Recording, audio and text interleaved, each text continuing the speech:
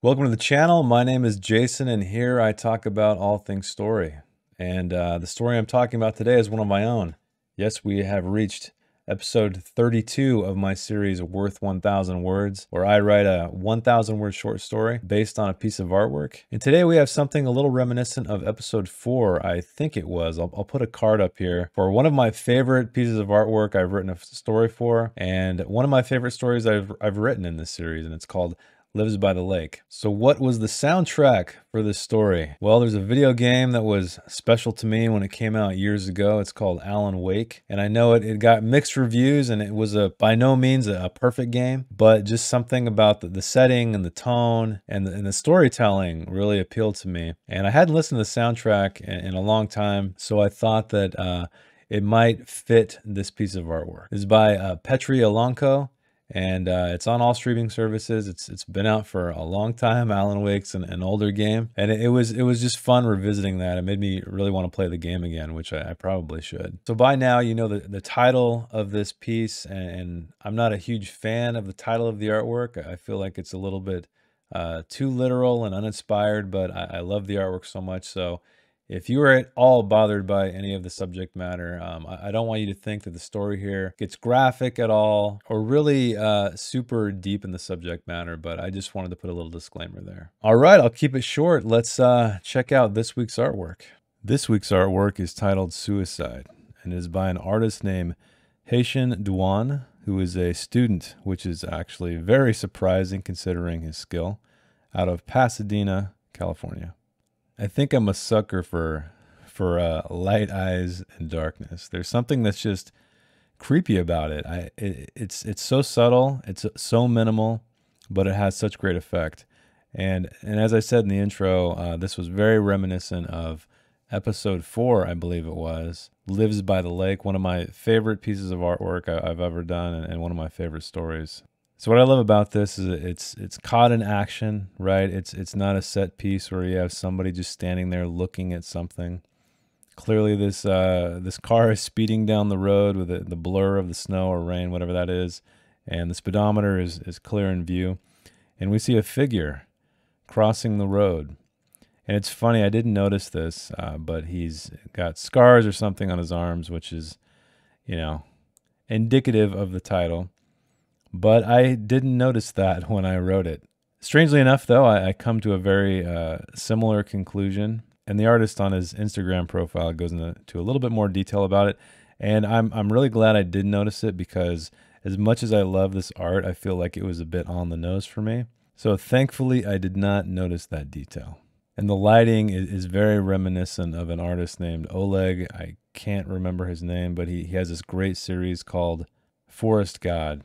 And the way he captured flash photography is amazing. It adds this awesome realism to it, and I feel like the artist, I'm assuming, was inspired by that, but I think he captured that here as well. So let's see where this dark road takes me and check out what I came up with.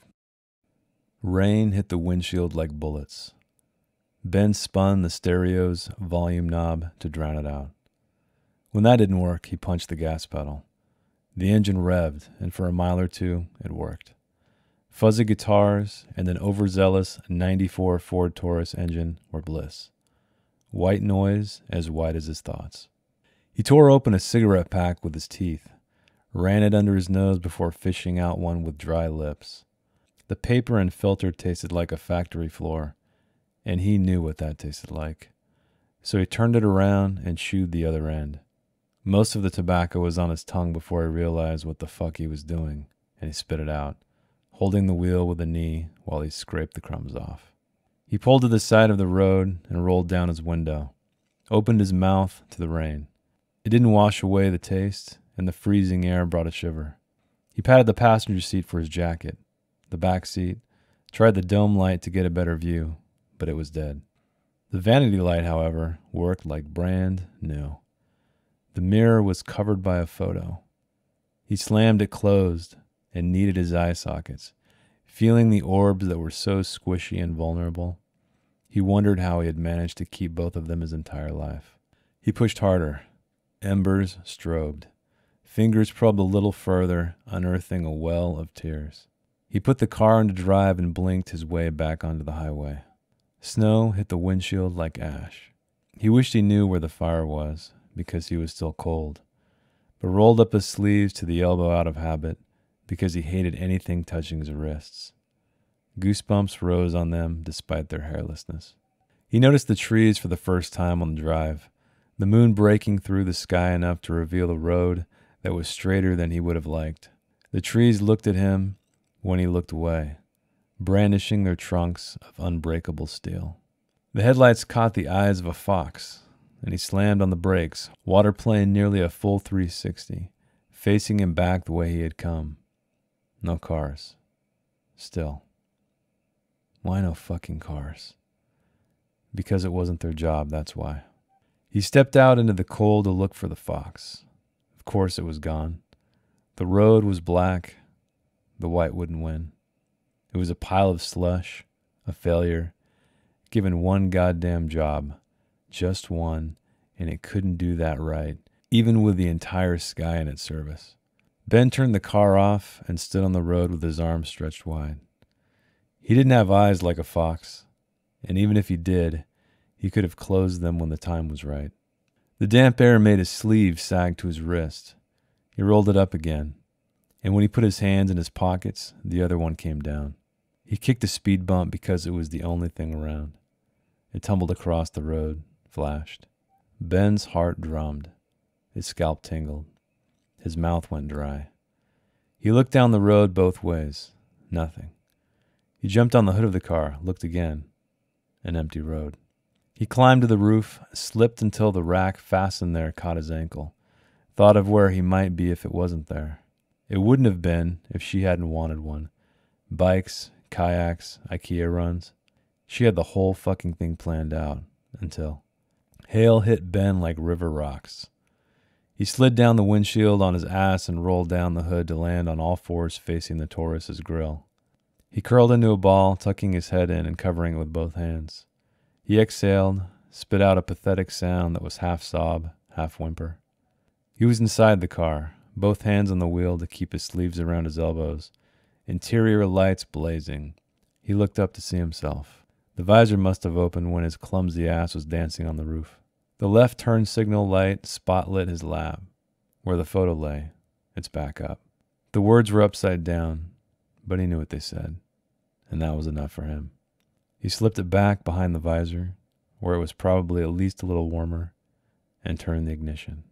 The car idled there for some time. The gas gauge twitched just above the E. He pulled back onto the highway, keeping the car at fuel-efficient speed, as if he knew what the hell that was. Lightning flashed. Wait, that wasn't it. Electricity zipped down a sagging, horizontal line. Ben's headlights found two more eyes. In the middle of the road, lying down where he should be. The doe craned her neck, muled a plea for him to finish what someone else started. But he didn't. Couldn't. Instead, he turned clear of it, so wide his left wheels went off the road, spinning in mud. He beat the steering wheel, beat his head, his thighs, which made his sleeves fall. Outside, he pushed, fell face first into the mud. Tried to breathe it, was too much of a coward for that, and stumbled back into the car. Ben wanted to sleep, but the lights wouldn't let him, nor the dried mud in his eyes. Wide open was how they had to be. They showed him a full tank and a speedometer that went to 180. He eased the gas pedal down. The car jerked onto the road. Once he got a handle on it, he sped up, no longer caring about straight roads. Faster. The reflection of two eyes hit Ben like lightning. Faster. As white as his thoughts. He floored it and smiled when he saw a rolled-up shirt sleeve, exposing a hairless wrist. It's funny because I sat here for some time wondering whether or not that was snow or rain. Being from California, I'm not very familiar with snowfall, but it looks like snow to me. I decided to go with rain. But you know, you've heard the story already, so it does eventually snow. And I used that as a mechanism. Hopefully you saw that. I don't think it was as evenly distributed as I would have liked, but I used that as a device to hide, to be symbolism. So what do we have? We have rain hit the windshield like bullets. we know it's called suicide. That immediately sets the stage of, I think, the mental state of our protagonist. And as he continues driving, you can see that he's trying to drown the sound out with the radio, with a car engine even, and that does work to a degree. And it's funny, I don't know why I wrote this line, but I repeated it at least a couple times, and it's actually toward the end too. But white noise, as white as his thoughts. I think I did that because you always think of dark thoughts, and considering this piece is called Suicide, we know he's having dark thoughts, and I thought that was an interesting contrast to what would be expected. Whether or not it works, I don't know. That's up to you to decide. And here's another bit of character building in this piece where he's fishing out cigarettes, and I mentioned that it tasted like a factory floor, which I didn't write yet. I changed that later. But he knows what a factory floor tastes like. And so what I'm trying to do, you'll notice if you're reading this as I write it, I really tried to stay away from anything interior monologue. I tried to stay away from his thoughts. I wanted all of the actions to help communicate his mental state. And so knowing what a factory floor tastes like, presumably he's had his face shoved in it. It's at one point in his life. And so, like I said, I was using those and they're peppered throughout. The next one is the photo. So we know there's something special there to him. We don't know what it is. I had in my head like a child, a wife, a girlfriend, lover, whatever. But I never said who it was. I did mention a she later on regarding the roof rack. And so what I was trying to do is piece together this guy's life through these small moments. Like I didn't go on some kind of interior monologue, just him lamenting about his terrible life and what happened and exposition dump, et cetera, because I hate that. I think I was trying to challenge myself to remove as much of that as possible. So there's really only a few lines in here that could be construed as direct thoughts. And here we start to, when we're talking about the squishy and vulnerable eyes, he wondered how he managed to keep them both his entire life. Then he's pushing harder, embers flash in the darkness. So he's almost playing with gouging his eyes out. I did delete this line later, not far to the brain, was it? You know, which would probably help communicate that a little bit more, what he's trying to do. But I just wanted to display just this internal struggle and pressure and all the stuff he was dealing with, and maybe even stupidly considering poking his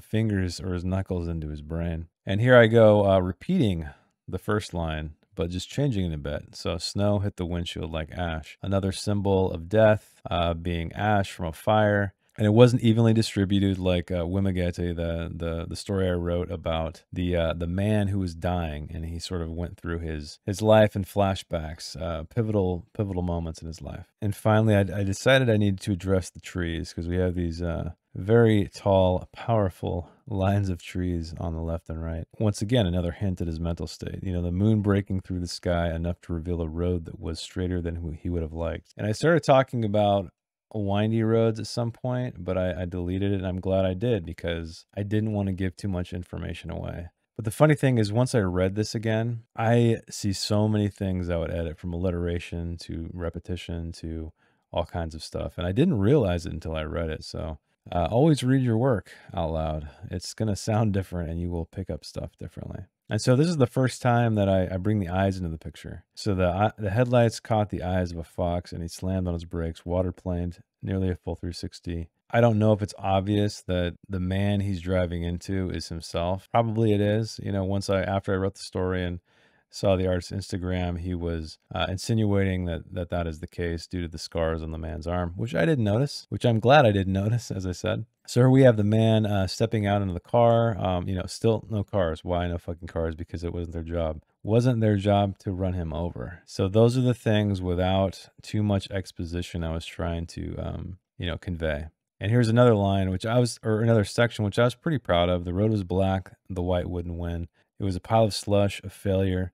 Given what goddamn job, just one, and it couldn't do that right, even with the entire Skynet service. So that's him talking about himself. That's another glimpse. Even though he's talking about the snow, unable to pile up in white on the black road, that's him.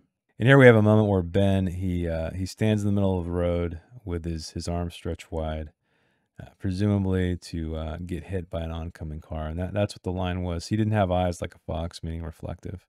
And even if he did, he could have closed them when the time was right. So again, subtle indications of what he's trying to do without being overly literal. And this was tricky because I think this could have really devolved into that. You could have written a story, or I mean, I could have written a story of this guy in his head the entire time. Whereas this one, it's very action oriented, right? It's he did this, he did that, he picked up this. It's I tried to make it as visual as possible because I really wanted to avoid the navel gazing stuff. And I finally established his wrists. So I don't know why I chose this. I wanted the sleeves rolled up to be an indication that it's him.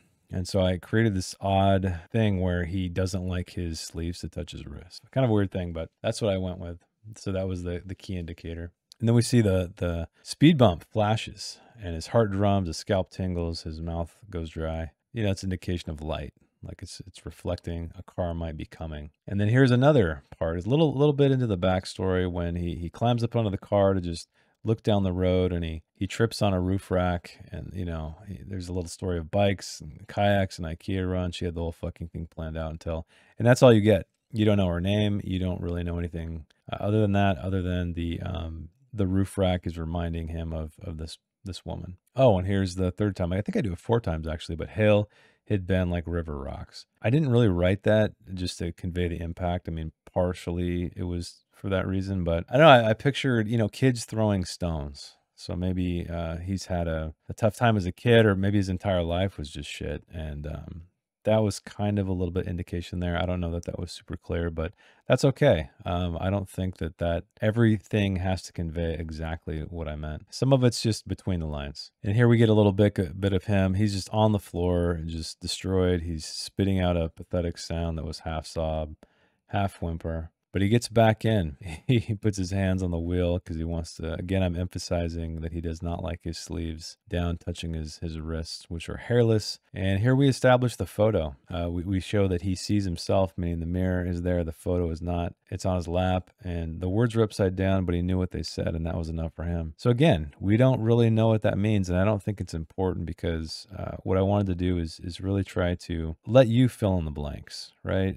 There's plenty of seeds here to fill in the blanks as you see fit, or as you might imagine. And I think with these short stories and pieces like this, where you essentially know what the ending is going to be, considering the title, I think wonder and mystery are super important. And I established he's running out of gas. So this is our ticking clock. Probably could have established this sooner, considering I'm almost at 1,000 words. Ticking clock is always a great device to use to speed up the action. And so we know he's running out of time. He's not going to be able to drive and kill himself like he wants to. They're getting a wreck. You know, the road is empty of cars. He's not driving into a tree. The road is not windy. He's not going to drive off a cliff. And then finally, I established the lightning or the electricity going down the power lines. And I used that for effect later on, which was sort of a happy accident when he sees the eyes like lightning. So here he's seeing a deer. And I wanted to repeat this a couple of times so it felt familiar. It's not like the very end of the story, you see this guy crossing the road with these lit up eyes, these reflecting eyes, because then you'd be waiting for it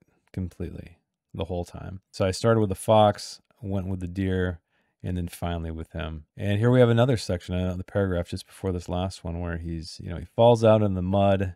He tries to breathe it, was too much of a coward for that, stumbled back into the car. So as much as this guy wants to kill himself, he doesn't have the balls to do it, which is a good thing. I think it's a metaphorical death. He's not really killing himself when he sees himself at the end. It's just sort of what he wants and sort of his descent into madness, I guess you could say. And we have his, he tries to sleep, he's exhausted, he opens his eyes, and he sees a full tank of gas and a speedometer that went to 180. And he's testing the gas pedal. He's creeping back out onto the road with this newfound solution to solve all of his problems. He can go faster, and he can also go longer. So hopefully it ends up the way he wishes. Well, I don't hope. He hopes. So yeah, he doesn't care about straight roads anymore. Faster. The reflection of two eyes hit Ben like lightning. So this is the final bit. And I think in hindsight, there's a lot of editing I wanted to do on this one. I would have gone back, removed some redundancies and some just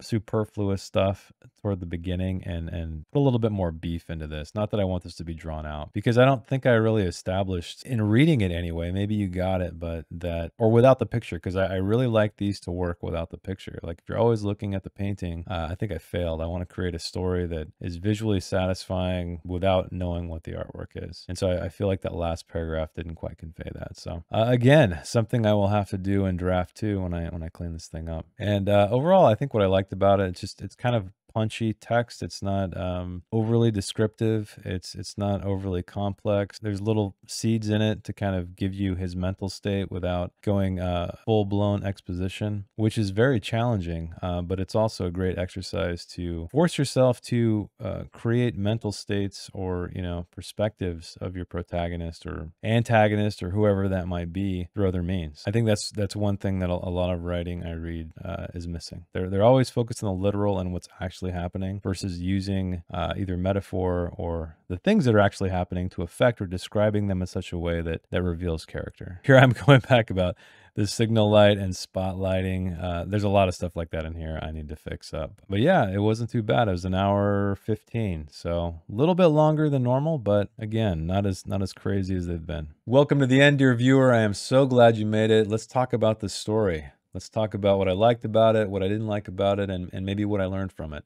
So first, let's start with the good. There's a couple things I liked. One is the way I hopefully conveyed the mental state of the character in the story without actually telling it through exposition, right? I feel like this story could have really easily veered into that territory, and I'm pretty proud of myself that I didn't let it go that way. I started to. There were a few moments in the writing, if you did watch that section, where you can see me starting to get a little bit deeper there, and I pulled it back and ended up using his actions and the way that things were described to convey the way he felt. Another thing, and these things are kind of happy accidents, and I really love it when they do happen, is repetition. Now, I don't do this all of the time, but when it feels right, it feels right and I do it. But the repetition of the rain hitting the windshield, the snow hitting the windshield, and the very end where the eyes hit him like lightning. Using elements like that not only really reinforce the tone or information that you're trying to convey, but they're a great opportunity to create visuals with subtext, and maybe in such a way that the reader doesn't quite get it right away, which I enjoy, because, you know, when you're reading a story, you don't want to analyze it. It's hard for me sometimes because I really love studying the craft of writing, and so when I read for pleasure, it's always reading for education as well. Just as when I watch movies or play video games, I'm always paying attention to the things I like and I don't like, so I can hopefully avoid them in my own writing. So I think maybe those are the two main things I did like. So what didn't I like? Well, there was a lot of alliteration I noticed on the read through.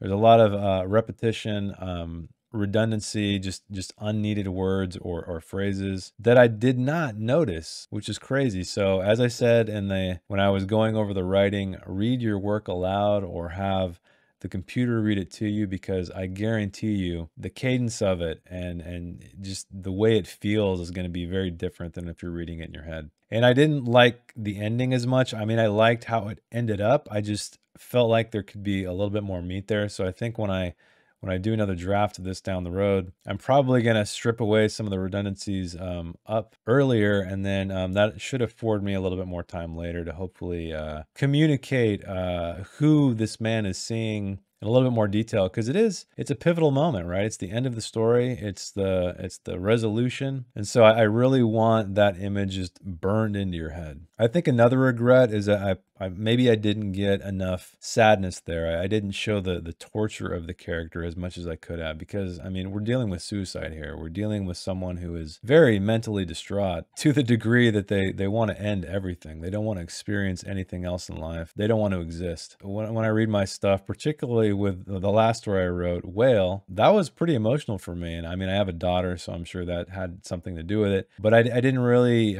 feel much emotion in this one. So that's a good tell for me that maybe I didn't quite convey the dark thoughts that were plaguing this man. I got a chance to practice anyway, conveying thoughts with imagery, right? Because I say this a lot, and it's something I really try to practice, is that when you write visuals, it's from a perspective. So always remember that. Always remember the eyes that you are looking through to perceive this world. And not only how those things are going to be described, but how those descriptions can reveal character. So a child is going to describe something far different than an adult might. And then there's so many layers in between, and an immensely broad spectrum that you can work with. So a good example here in this story, I think, the best example, I think, in the story was probably when he's witnessing the snow fall. And it can't quite create an even white sheet over the black asphalt. And he starts to say, it's worthless, it can't do its job right, it's a failure. And even though he's talking about the snow, it's a metaphor for himself, right? I mean, I'm sure that was pretty obvious to you. I'm not saying it's some kind of deep metaphor or something that is super clever that I didn't think you would get. But those are the kind of things that really help convey character through description without going expository on the whole thing. Please stay away from exposition as much as you can. Trust your reader. They will thank you for it. Give them respect. But anyway, that's it for me. I hope you enjoyed the story. And if you'd like to support the channel, please give me a like. If you like the video, subscribe if you like story-related content. Come join my Discord. The link is in the description. And come hang out with me. I stream live here on YouTube as well as Twitch simultaneously on Saturdays and Sundays around 5 to 6 p.m. Pacific Standard Time. I have a couple of books out as well. My latest one is called Forged of Ice and Blood, and it is like a short fantasy adventure where all of the proceeds are going to charity. So it's a great cause, and I think it's a fun little story. But if you're into something darker, I have a dark coming-of-age tale that I wrote many years ago, and I haven't read in a while, so I'm not sure if it's good. I remember liking it. It has some pretty good Amazon reviews, so let's just go with that. All right, well, keep reading, keep writing, and I will see you next week. Thanks. Bye. If you'd like to read the story in its non-video format, check the link in the description. I didn't edit anything else, promise. Thanks again.